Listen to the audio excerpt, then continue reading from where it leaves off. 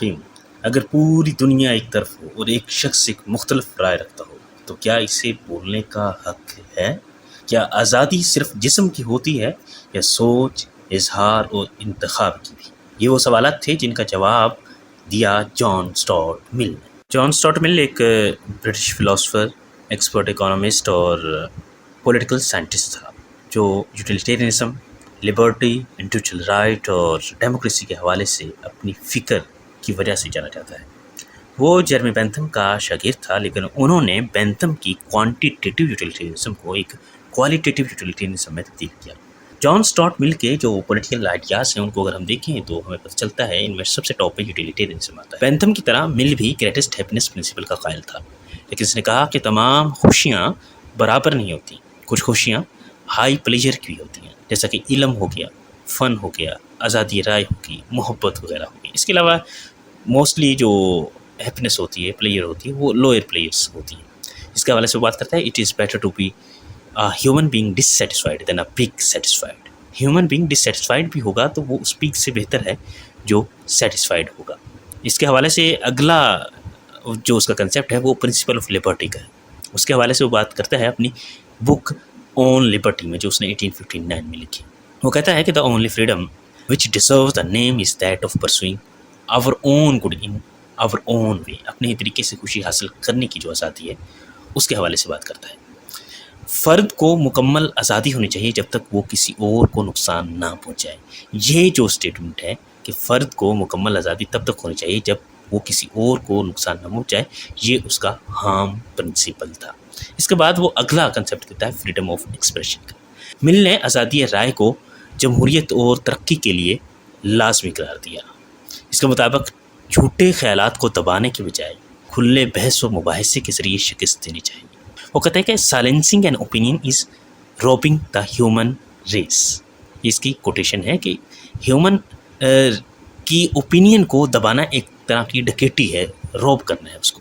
اس کے علاوہ اگلا کنسیپٹ ہے ڈیموکریسی اینڈ پولیٹیکل پارٹیسپیشن کا۔ مل جمہوری حکومت کو سب سے بہتر نظام مانتا تھا، لیکن وہ ایجوکیٹو ڈیموکریسی کا حامی تھا، یعنی ایسی ڈیموکریسی جو شہریوں کی سیاسی تربیت بھی کرے۔ وہ کہتا تھا کہ صرف ووٹ دینا کافی نہیں، لیکن لوگوں کو سیاسی عمل میں شعور سے حصہ لینے کے قابل بنانا اور پھر ووٹ دینا، یہ اصل ڈیموکریسی ہے۔ اس کے علاوہ وہ وومنس کے رائٹس کے حوالے سے بات کرتا ہے۔ مل نے اپنی مشہور کتاب دا سبجوکیشن آف وومن جو اس نے 1869 میں اپنی وائف کے ساتھ مل کے لکھی، اس میں کہا کہ عورت اور مرد مکمل ہیں اور برابر ہیں، اور عورت کو تعلیم، جائیداد، ووٹ اور روزگار میں مردوں کے برابر، مردوں کے مساوی حقوق ملنے چاہیے۔ وہ خواتین کے لیے یونیورسل سفریج یعنی ووٹ دینے کے حق کا پہلا مؤثر فلسفیانہ اور سیاسی وکیل تھا۔ انڈیویجول سوورینٹی کے حوالے سے آگے وہ بات کرتا ہے۔ وہ کہتا ہے کہ ریاست کو صرف اس حد تک اختیار حاصل ہونا چاہیے کہ جتنا کہ فرد کی آزادی اور عزت محفوظ رہے۔ وہ نینی اسٹیٹ کا مخالف تھا، ایسی اسٹیٹ جو لوگوں کو ان کی مرضی کے خلاف بہتر کرنے پر مجبور کرے۔